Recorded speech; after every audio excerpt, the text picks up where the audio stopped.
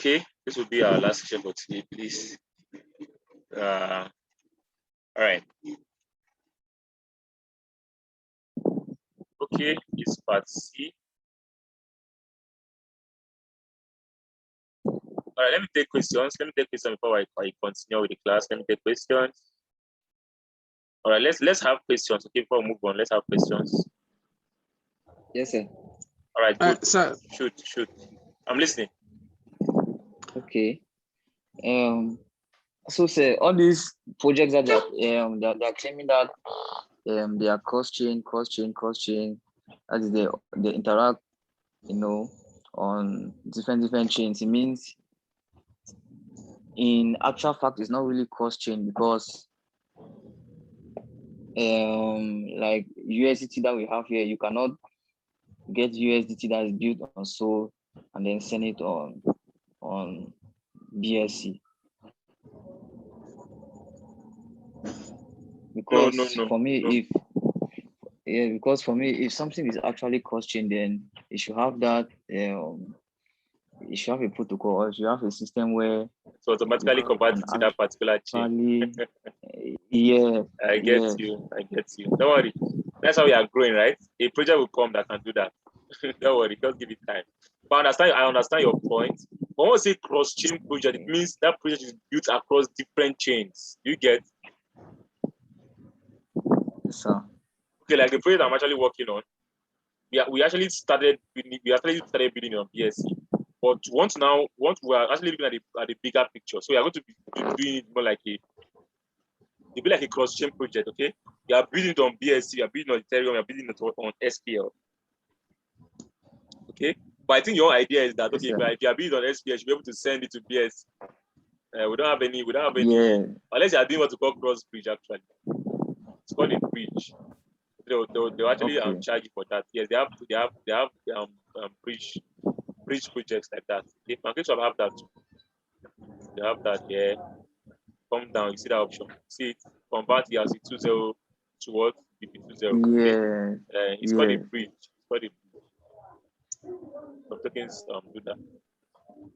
So I believe very soon, like you said, very soon projects can actually come up that automatically once I'm sending a particular token to you, automatically you should be able to want to convert to that particular chain. Perfect. The project can do that. So that's a good one. Yeah. So any other question, guys? All right. Yes, sir. Okay, please ask. Okay, my question is off from this particular topic is regarding to the blockchains, the ecosystem. All right. Is there any lifespan attached to any project, like the ecosystem itself? Perfect question. No lifespan. Okay. The lifespan that is attached to any project is tied to the level of the developers of that project. Okay. Let me explain what that means. Let me change it from 20% if I mistakenly go and transact. Sorry. Okay. Now this is what I mean. Every project, there's what we call scalability of projects. Every project that will do well in the future should have good scalability. Okay. Now for a project to scale, when we say scale, it means doing lots of things in future, having lots of futures, improvements, okay, because they have working team, they have developers. Now that's what gives a project a lifespan. Once you build or deploy your token on a particular blockchain or a network, once you deploy your token on BSC or deploy your token on BTC chain, Ethereum, Avalanche, you can name them, Matic and all. That project is there for, there's no lifespan. Okay, so far so good for my knowledge, there's no lifespan. Unless the project developers are just, probably they don't want to improve in the project and stuff like that, so they start losing investors and all, okay? Unless that, then that project can actually maybe go down to zero and all of that, okay? But lifespan in terms of, okay, I deploy a project today, and in the next 100 years, the project will be no more. Or maybe, okay, just like your website now, maybe you buy your domain, and you have to renew your domain, maybe yearly or stuff like that. I think that's what actually where you're asking your question from. But no. So far, so good. No lifespan, so to say. Or what do you? Okay. And so far, so good. It's not as though PancakeSwap will go down in the next 100 years. No, not at all. Okay. No. My point. This is my point now. For instance, let Okay. me use FTM. All right. Under Phantom ecosystem now. Yeah. You know, FTM is the native coin of Phantom. Sure. Phantom, yes. Okay. Phantom ecosystem, sure. Now, let's give it the lifespan of, okay, let's say in space of 20 years, 10 years from now, will FTM still have good use case? Okay. Okay, that is okay. That's what they're calling lifespan. Yeah. Will people not exchange? Okay, let me come this way. Now, your question is this: the answer to your question. FTM will do well if they have good projects built on them. Okay, if you see my explanation of ecosystem, if you know how ecosystem will scale, one way or the other. That's why you see ecosystems funding projects. Okay, BSC funds projects a whole lot. The last NFT course I made, or NFT tokens, I actually made course on Binance P-Money Academy, right? They actually won the hackathon and they got lots of more like sponsorship from BSC, like Binance Smart Chain, like because they want people to build on their project. That's what gives the ecosystem value. Okay, I explained that. I think I've explained that before. That's what gives the ecosystem value, right? That's why if you see FTM now, you start looking for, okay, what project are on FTM?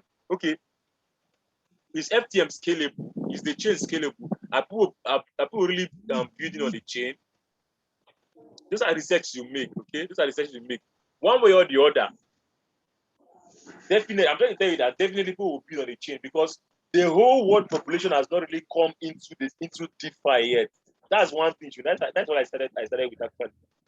People that interact with our projects, and they are not much. They are not much. They'll tell you we have whales, we have this and all of that. Yes, they have the funds, but people that actually interact with this our DeFi projects or cryptocurrency, so to say, compared to world population, they are not much. Okay, so one way or the other, they will scale. Imagine the whole world population coming to BSC alone, and that same token is built on FTM. Some people will choose to go to FTM, right? Because they feel that, okay, fine, everybody's on BSC, and that's what caused the whole backlog on PancakeSwap times back. Okay, everybody was saying PancakeSwap fees less, and low fees. I was just laughing at them because they don't really understand how this market works. The fee was less because the transactions on it were not much. Miners were willing to carry out the calculations and stuff like that to fill in into the different blocks with little fees because people are not really using PancakeSwap much. When the whole backlog came, when transactions became much of PancakeSwap, you can see how the price actually scaled. Before, I think since they had to do something, and okay, they actually cut down the price and stuff like that and all. That's what really happens. Okay, sometimes you see that, okay, you are kind of transaction, a chain is the fee is low, it's low. Before you know it, now the fee does skyrocket and all of that. That's what happens with TH. Okay, so the thing is, if the whole world population starts coming into this thing now, they will start looking for different avenues, different platforms to interact with. Okay, everybody is interacting with PancakeSwap. Somebody will choose to do FTM. Somebody will choose to do Matic Polygon. Somebody will choose to do, Maki on Echo Chain. Somebody will choose to use an exchange of a different project entirely or ecosystem entirely. All right. So it's just for you to position well and know the ones that can scale. So far, so good. This ecosystem that are coming up are actually doing well. Right? They're actually doing well. Actually, I'm not saying they will do well in the long run, but so far, so good. They are doing well, and they should do well in the long run. Actually, they should do well in the long run. Is that clear, King? Yes, sir. Thank you, sir. All right. Sir. I have a question, sir. Okay, it was about that 20.0. I think in that 20.0 when you were talking. Slippage tolerance. All right.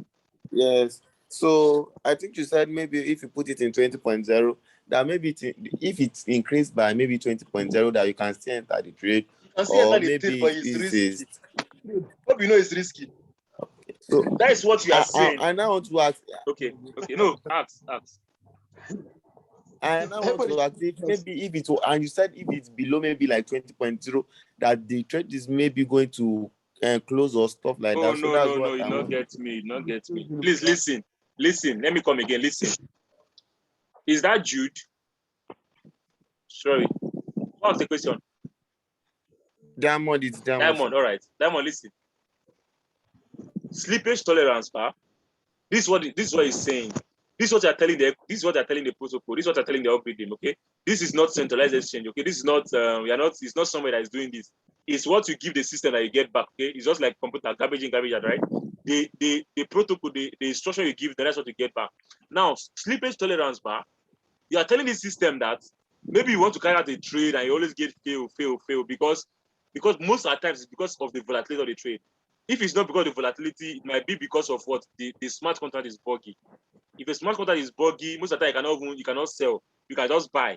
Very, very technical, very tricky. Most people don't understand DeFi. They fall a lot into that. Okay, they are actually called honeypots.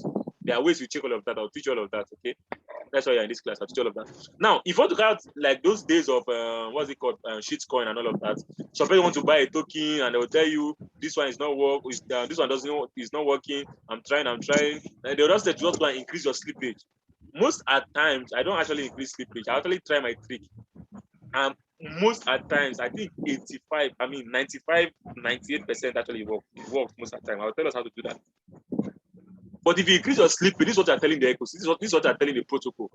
You're telling the protocol that as this coin is going up, as the volatility is increasing and the price is also increasing. If I want to enter this token at oh, I feel like typing this so you understand very well. Sorry. Let me use annotation tool. Okay, you are trying to tell the protocol that if let me say I'm entering a trade at the token was actually selling for $100. Okay, just for example, right? Now, and I want to enter that trade with, let me say, $25. You get? Are we together? Yes, sir. I We are want to enter together, it sir. with $25, right? And now I now change my slippage tolerance to 20%. Okay, this is what I'm saying. This is what I'm telling the protocol. This is the current price of that token. Let me say the token is EGLD, for example. Maybe when EGLD was trading for $100, I want to buy EGLD worth $25. Okay. Now I want to buy it, and I'm trying to buy it, and because of the volatility, it's just giving me failure and all. Now I want to now buy it using 20% slippage. It means if I want to enter this trade that is trading currently at $100, if this trade increases price to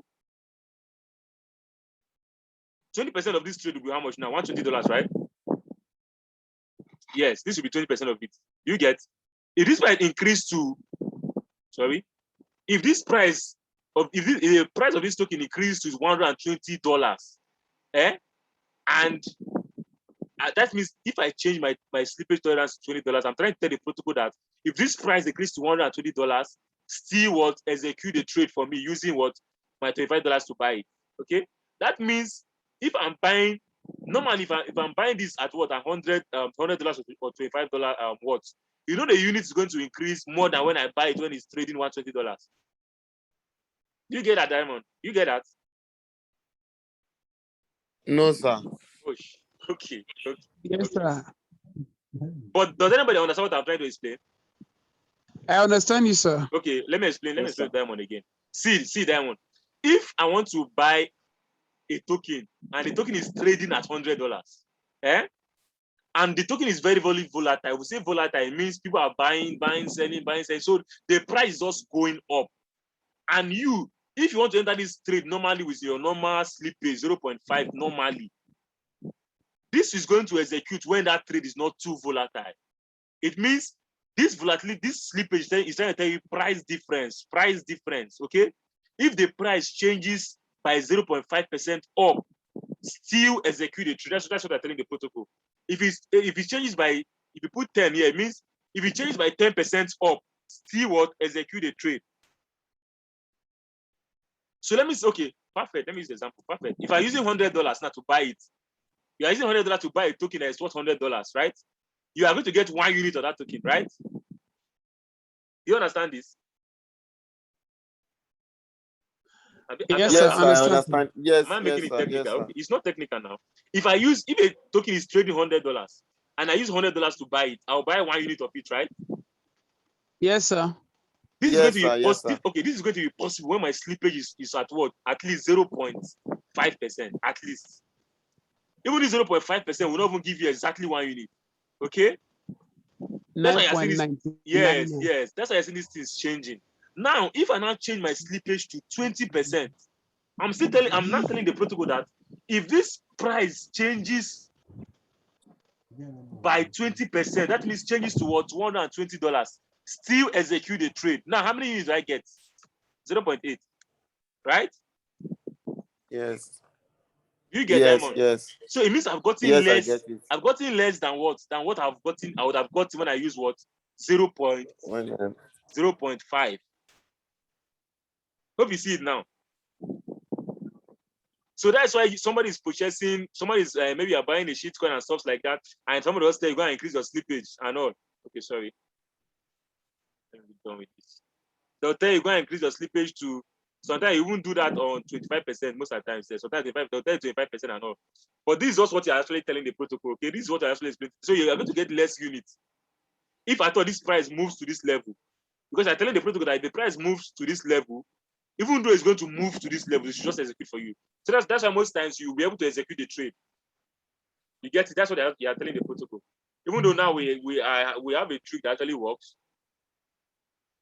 which is the editing trick. Like you just edit it, because since it's volatile, most times you just try to edit. If you are kind of unless most of those shit coins, you are trading on those shit coins, you see they are very, very volatile. So you also the market changing and all of that. So if you type in maybe $100 here, this is a trick. If you get all those errors, you're typing $100 here, the equivalent of that particular shit coin might be. Let's even get one. Let's get one. Let's do safe moon. I'm not saying safe moon is a shit coin. Before. All right. Come up. Sir, can we talk about safe moon as well tonight? No, this is not an FA class, please. Sorry. Don't worry, we'll talk. Let us make the class. Now, I've copied the wallet address. Okay. So paste it here. It's giving me another thing. Okay, that's not safe wallet address. I actually copied plants and on deed. Sorry. On dead token. Don't mind. It's not safe. Well, let's do with this. Okay, let's do with this. So once you type in the contact address, it pops up. You import it. You understand. Import. Cool. We now have PVU. Let me say I want to buy PVU worth $50, right? You can see the equivalent will pop up now. It should pop up. Probably the network. Okay, fine. 6.22 whatever. If you are doing shit coin, I want to get a shit coin here. I want to get all those zeros, all those 0.00 whatever. Somebody should give me a shit coin. Sheep. Whatever. What? Safe moon. Shiba Inu. Who says Shiba Inu is a shit coin? Shiba is not a shit coin, no. Little rabbit. I will tell you guys why. It's a shit coin. Okay, it's a shit coin, I understand. Until you define what Little shit coin rabbit. means. Yes, let's do little rabbit. All right. That they put that on a sandy fire will be shouting, little rabbit to $1. Are you kidding me?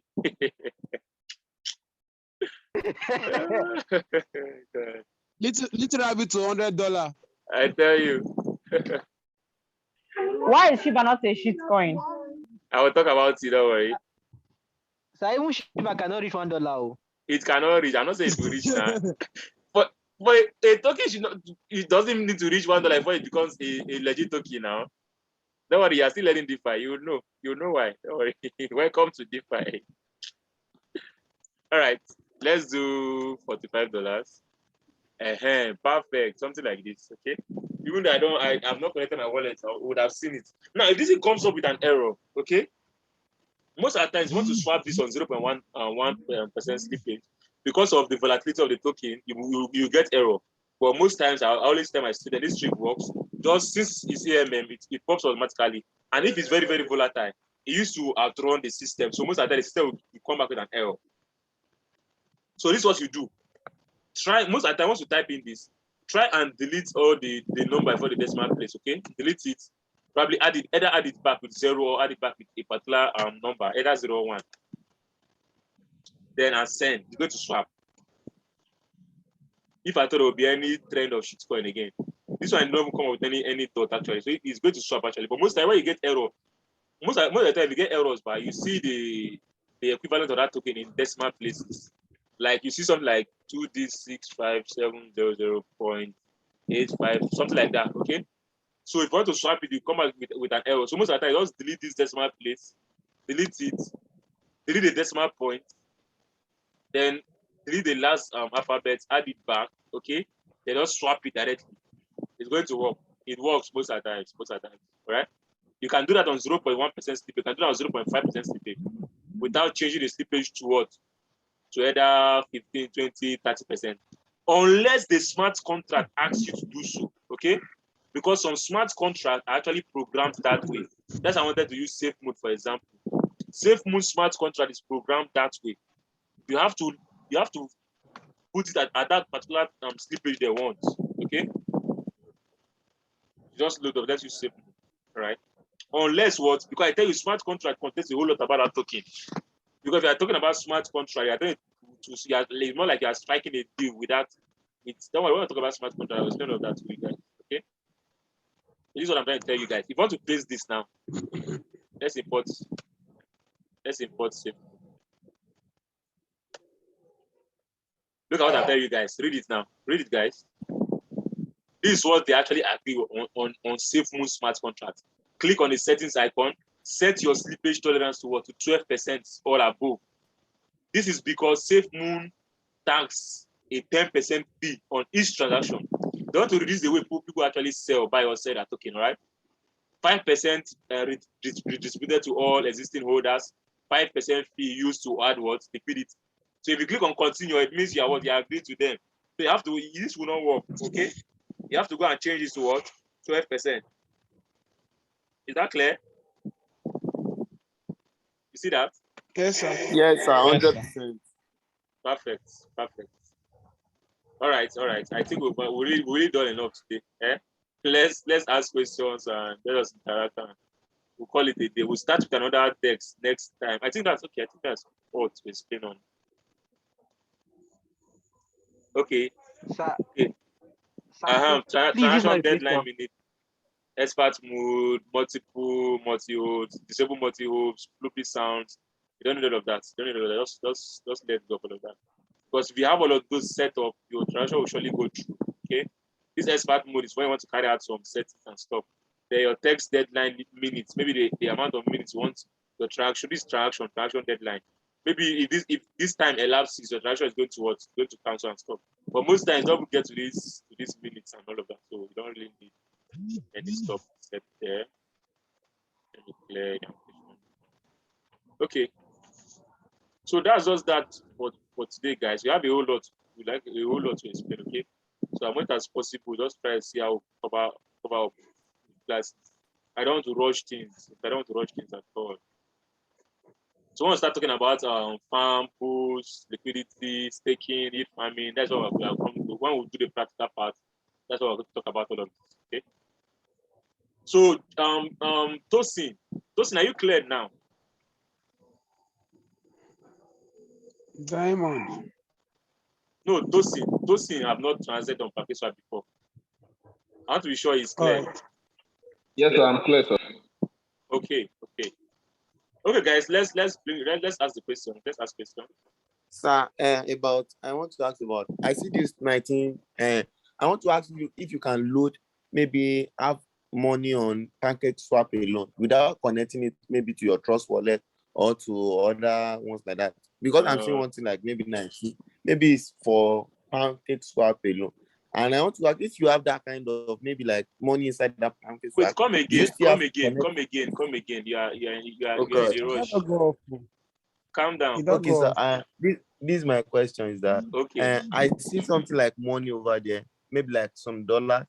Where? I'm Where? asking if there's a Yeah. wallet on Pancake. Yeah. Yes. No, this is the current Yes. price of cake. This is the current price of cake. Okay. One cake is okay. worth $19.203 right now. It's ranging. I saw 19.5 not too long. Okay, this is the current price of cake. Sorry, I can't Yes. talk about this. This is the current price of the token. This pancake swap, so they design it in a way that they have their current market price of their worth of their token. Because now let's understand this, please. Every project, not all projects, but some projects have their, we call it native token. Okay, so pancake swap now is actually a decentralized exchange, but they have what? They have their native token, which is called what? Cake. You see it? Cake is the native token of what? Of pancake swap. How UNI is the native token of what? Of Uniswap. You get? How Dodo is the native token of what? Of Dodo of Dodo Dex. Are you getting this, guys? So it's not as though every Dex have their own native token. No, not every Dex. Is this clear? Yes, sir. All right. Yes. All right.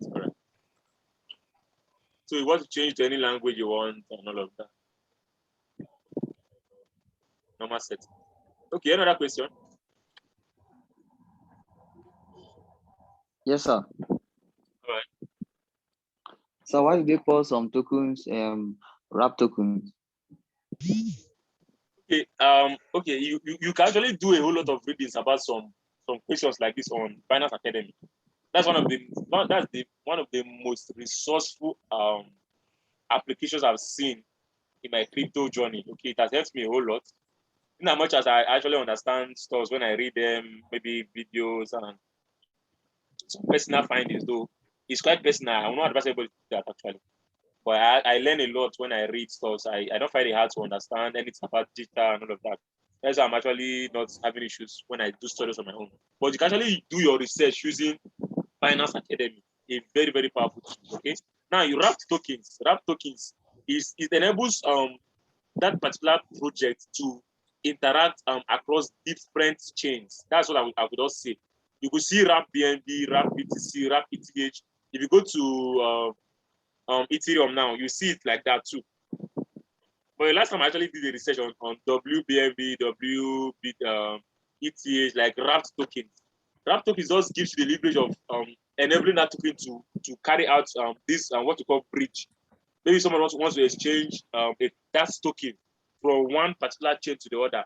Wrapped tokens makes that to be possible. That's why if I want to carry out any transaction now, for example, I want to do BUSD against SafeMoon now. I think it's supposed to show pop up down. Oh, okay. It's not connected actually. You'd have seen that. You see the levels at which this transaction is going to go through. BUSD will first swap to either wrapped BNB before it now swap to SafeMoon. You get, or sometimes it will swap to USDT before it will swap to wrapped BNB before it will swap to SafeMoon. So your wrapped token just enables a cross-chain transaction to work actually. You get, it just helps the scalability of transaction. But you can do more findings on. Okay, this is what I'm talking about. Good, perfect. This is it. You see routes now. This is routing through these tokens resulted in the best price of your trade. You get, so if I want to carry out this transaction now, BUSD will go through UST, through BNB, then down to SafeMoon. Sometimes you see it through wrapped BNB down to the product you're actually swapping to. Okay, so that's what I will have to say about wrapped token. But you can read more. You can read more on Binance Academy. You can do researches on YouTube and all. All right. But if you check video research, you see something related to what I just said. Okay. Yes, sir. Then, sir. All right. When we are buying some of these native tokens, right? Instead of just buying and holding, is it not much more profitable to provide liquidity? So that while you're holding, you're making extra cash. You are running more than your leg can take you. Calm down. I'll teach about that. Maybe you know about that, Sha. But don't worry, I'll teach about all of that, okay? No wise person will buy a token and just hold. Anybody that is wise will buy a token and stake for long term or provide liquidity for long term. Okay? Don't worry, I'll teach you all of that. It's Yes, not sir. wise for you to buy any token and just hold. Everybody will tell you, anytime you see me writing buy and hold, I'm telling you, I'm indirectly telling you to go and stake your token. You're my device student now, you understand. But I'll not tell anybody put money again, go and stake. I'll just tell you buy and hold. Okay? But now you should know what's up. Yes, sir. Yeah. Another Okay, question? sir. Some on some of these ecosystems, do they have any like integrity checks so that developers don't come and do something, just program any kind of project, and then at the end of the day they run, to make sure that those who come on board are really legit? Do they have any integrity checks on that? It's actually called audition. Audition. Okay. It's called auditions, okay? Excuse me. Yes, sir. It's called auditions. Like some projects go through auditioning to check the liability of the project, check how good the project is, check how liable the smart contracts are. All right. So Yes, I've sir. not seen that here. I think BNB should have been audited. Let me check. Definitely it's audited. So like you said, exactly they have to go through auditions, okay? Through SEC. SEC is one of the biggest and strongest project that actually do all of that. Don't worry. Like we are getting there. Don't worry. I'll speak about all of that. Okay. How to when I start talking, teaching you how to know fake tokens and all. To understand better, right? Yes, sir. Yes, sir. But if you just hear anything about a token and they say the token has gone through, maybe the token has passed audition of this audition, that audition, then it shows that they are quite liable enough. But it's not totally telling that you can put all your life savings in it. Not right. Yes, sir. I was trying to see that just show you guys. Just to tell you that it's audited. But it's fine. I want to get to that point in class. I'll explain that better. So questions, guys, questions. Oh, my battery is going up. Sorry. Okay, we are done with the class. We are done with the class, man. What's the meaning of hackathon, sir? Okay, hackathon is just like competition to bring out the best from different projects. From hackathons, they get to know how good some projects are. Then it's more like a competition. They will check your project, they will audit your project, check your team, check how good you guys are, check how your codings and all of that. So it's like competition, okay, to pick the best.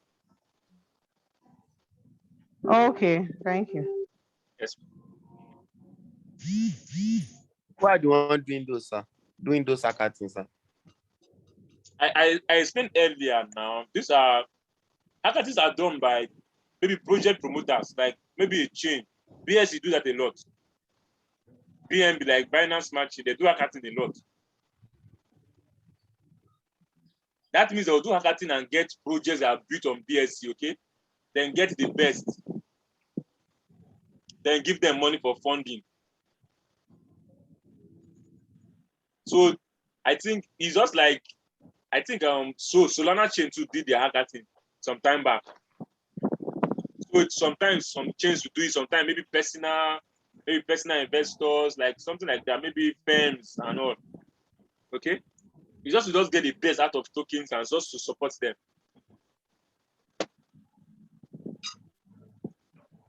Is that clear? So Yes, we actually done with the class. So it's just questions I'm taking. We are done with the class. Because before today, and before tomorrow morning, we'll get the videos all uploaded. Probably we can just go back and watch through again.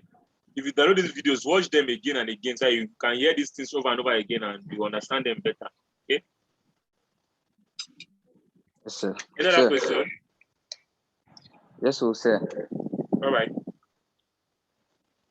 Some of these native tokens, if we are holding them, is it advisable to hold, let's say, in any other wallet, or to hold on the token's own wallet? I don't really know how to frame the question. Yeah. Okay, it depends on okay. Let me go this way. depends on what you want, right? Maybe I want to hold a token Yes, because I sir. want to stake it. Now, which ecosystem stakes, which ecosystem or which project allows the staking of that token? For example, now I want to hold cake, okay? And Yes, sir. cake is, and you can stake your cake across different projects. And maybe I want to now stake my cake on PancakeSwap. Then definitely my cake should be on any of the wallets. You can't stake your cake on PancakeSwap from Binance, no. From an exchange, okay? No, you are doing that on what? On a decentralized exchange. So you are doing that in a wallet. Trust Wallet, SafePower, Token Pocket, Coin98, Match Wallet, you can name them, right? Yes, sir. The major thing is that it's your wallet you are using to interact with what? With that blockchain project. That's why I define wallet that way. Wallet is just a tool that interacts with the blockchain. That's just what your wallet does. Yes, So sir. unless you want to Understood. stake on your Binance, I know Binance, they have some they call it, what they even call it? I forgot the name. Launchpad. No, it's not even Launchpad. It's what they call it. You can stake on Binance too. So it depends. Like they have different wallets that support staking.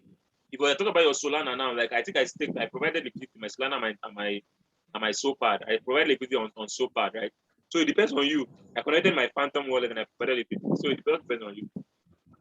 That's one of the major parts of DeFi that I actually enjoy so much because it's more like a passive income. Once you start talking about that, I'll surely dish out everything I know about that. So you understand why we should stake and how we should stake. I believe that's clear. Yes, sir. Yes, sir. Somebody staking coin. My question goes like this. If we are to stake We've coin now, not held class for on staking, If I ask this already. Okay, go on. okay, let's ask. Okay, if we are to stake coin, let's say you give a coin a project. Okay, let's take for instance, what should we like use now? Just any coin for instance now. Stake this coin, and we stake the coin now. He said since we are to hold the coin for long, staking is more preferable. Now, how long can we stake a coin? As long as the APR or the APY affords you. There's what we call APY and APR, annual percentage yield or annual percentage return. All right. Okay. Yes, sir. So some APY, you can see some APY, they will tell you 100 or 200%,